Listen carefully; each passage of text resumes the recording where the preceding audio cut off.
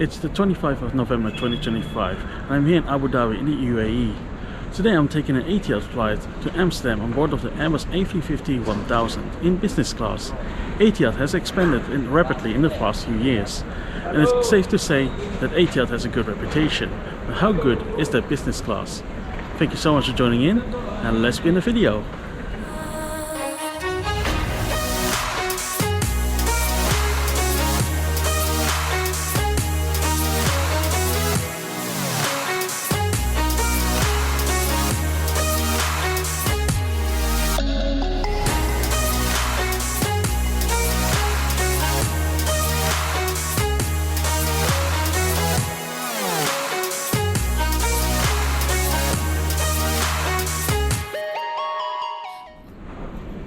The newly opened terminal at Abu Dhabi Zayed International Airport is a stunning masterpiece, and we are going to see none of that. Well, just a small part, the business class lounge of Etihad Airways. I've just arrived from Seoul and have 8 hours to kill before my next flight back home to Amsterdam. Be aware that not all business class tickets on Etihad includes lounge access. You have to buy at least a business comfort ticket. More on that later. The lounge consists of 3 floors for you to explore, and let's head to the 5th floor first to settle in. This in-between level houses the shower rooms, family room, gaming room, and a refreshment area filled with soft drinks and packaged snacks.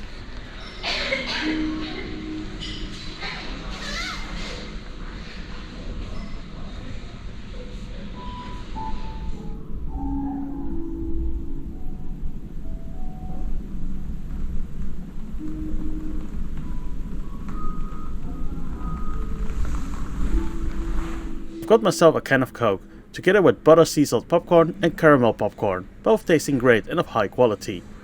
Now over to the shower room. When I went there was one available immediately, otherwise the staff will put you on a waiting list. It's clean, quite spacious, and the design is pretty good too. I'm just missing a stool of some sorts, but that's okay. Towels are already inside the shower room, and the amenities are available upon request. I just needed a dental kit, but they have all common items in stock. The water pressure wasn't the best, as you can see. And I was traveling together with my cousin. He too had the same issue, so it's safe to say they were all like this.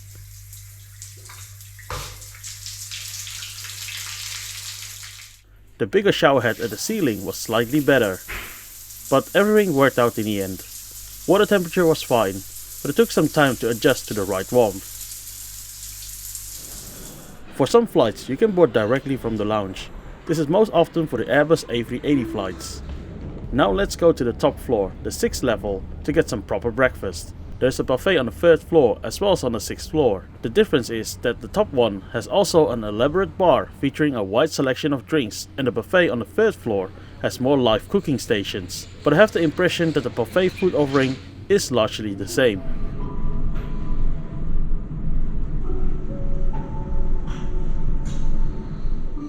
Now let's have a closer look at what they offer during the morning. The variety is great and the options seems endless, with dishes ranging from Western, Middle Eastern to some Asian options.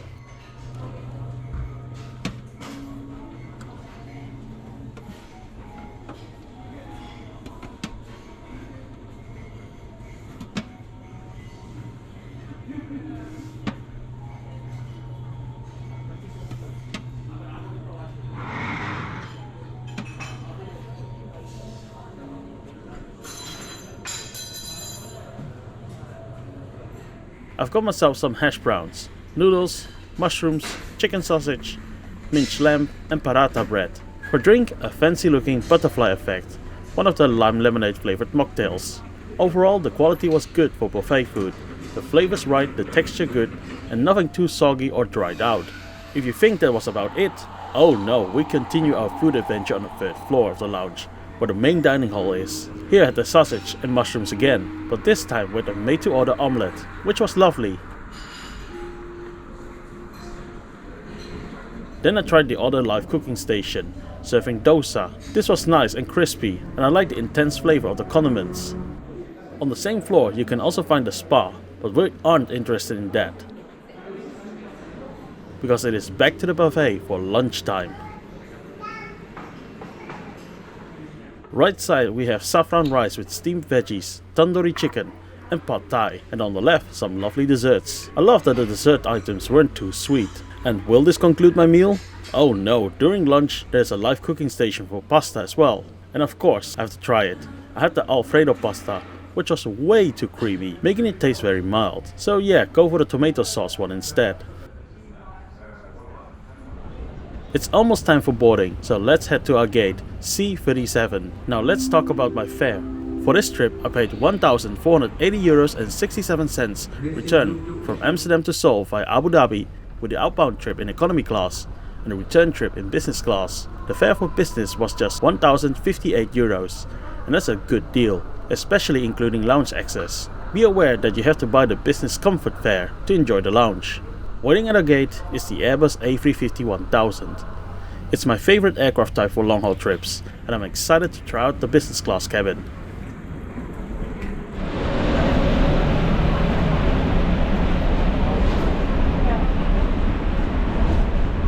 The business class is in a 1-2-1 reverse herringbone layout, and I have reserved free of charge at the time of booking seat 15K. Note that the center is missing the overhead bins, which makes the cabin feel much roomier. The IFE screen is nice and large. Waiting at your seat is a comfy pillow with a mattress topper. The blanket is underneath the IFE screen, with on the right some storage space for small items, like my travel folder. Above it you'll find more storage space. Here is your headphone, a universal power outlet, and a remote control for your IFE screen. Next to it you'll find a smaller one, ideal for your wallet or phone charger. Here you'll find the amenity kit, a lamp, and some magazines. A smaller reading light is also present. During boarding, welcome drinks were provided, and I took the lemonade. Soon followed a wet towel to freshen up. Would be nice if it wasn't packed, but I'm okay with this. Slippers were provided as well, and you could settle in quite comfy. The tray table is stored away underneath the IFE screen and is bifolded.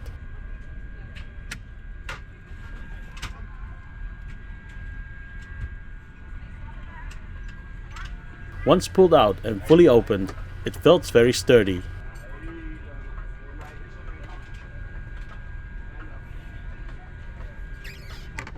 Air vents are not installed, and there's a little touch display on your right where you can adjust the seat. We are now all settled in. Flight time to Amsterdam will be 6 hours and 25 minutes. Pull the mask towards you. Place it over your nose and mouth and breathe normally. Adjust by pulling on the straps. Always.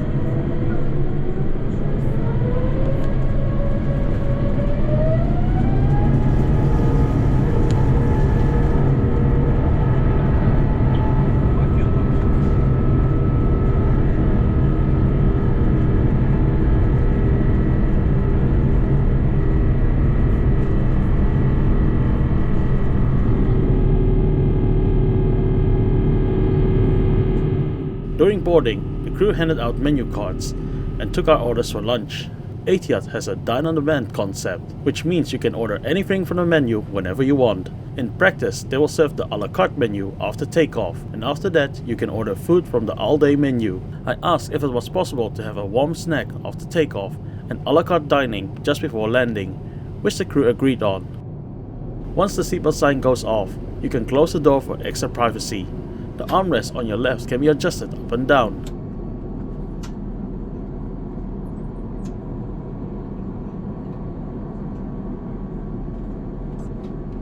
It can even be opened, and inside you'll find a bottle of water. There's a coat hook over here, and on your right you can also charge up your phone wirelessly, if your phone is capable of doing that. The provided blanket is nice and soft, and the amenity kit decent with the rightful amount of useful stuff in it, like the dental kit. Oh and yeah, everything is co-branded with Armani. Like they are screaming, look, it's luxury because it's from Armani. After a short wait, drinks were served with some warm nuts. I went for the butterfly effect again, but the crew mixed up my order with another passenger. No harm done, mistakes can happen. Now over to the IFE screen. The selection isn't massive, but still very extensive in my opinion. The touchscreen works smoothly. And otherwise you can also use your remote control to look through the entertainment menu. They even have live TV from the major international news channels, which I really love. Noise cancelling headphones are provided for you.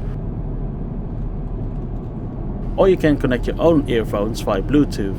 Another way is to just use the jack input to connect your own wired earphones, which is what I still prefer.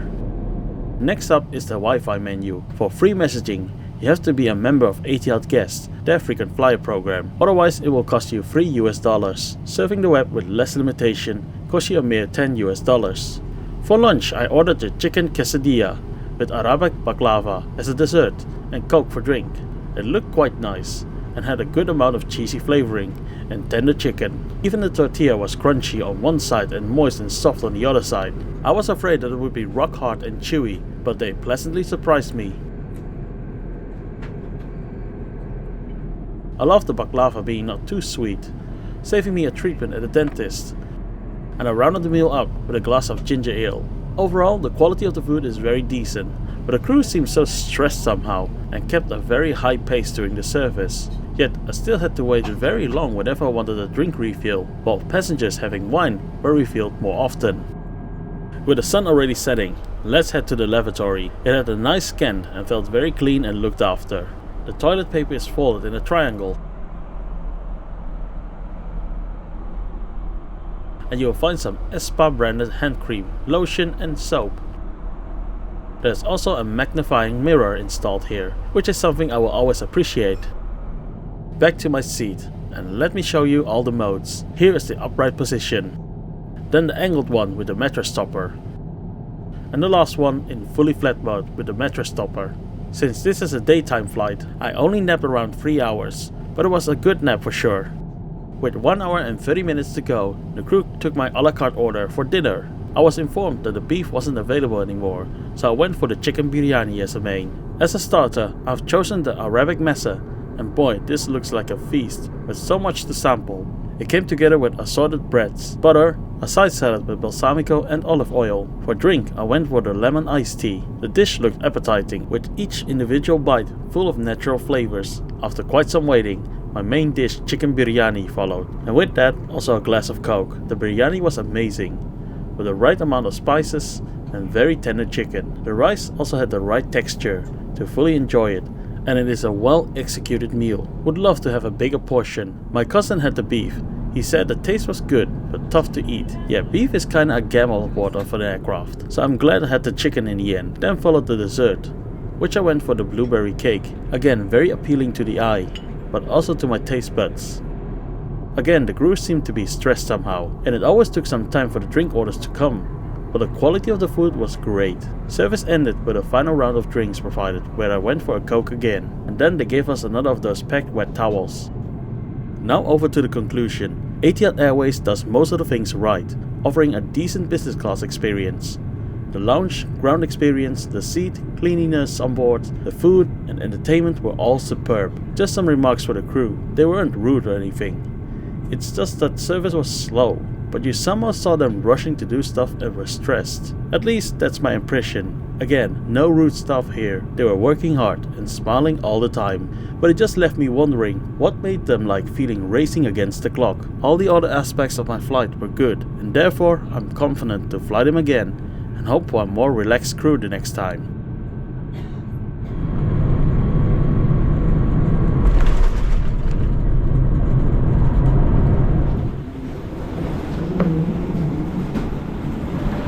And that was Etihad Airways from Abu Dhabi to Amsterdam in business class. Thank you so much for joining and coming along.